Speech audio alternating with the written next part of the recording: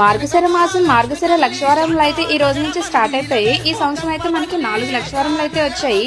మొదటి లక్షవారం 27/11/2025, రెండవ లక్షవారం 4వ తేదీ 12/2025, మూడవ లక్షవారం 11వ తారీఖు 12/2025, నాలుగవ లక్షవారం 18వ తారీఖు 12/2025.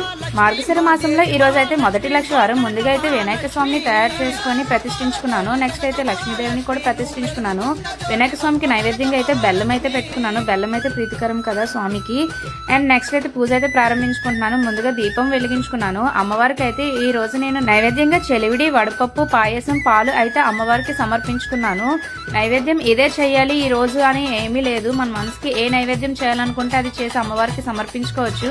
ముందుగా అయితే నేను వినాయక స్వామికి అయితే పూజ చేసుకున్నాను. నెక్స్ట్ లక్ష్మీదేవి అష్టోత్తరములు చదువుకొని అమ్మవారి పారాయణం చేసుకున్నాను.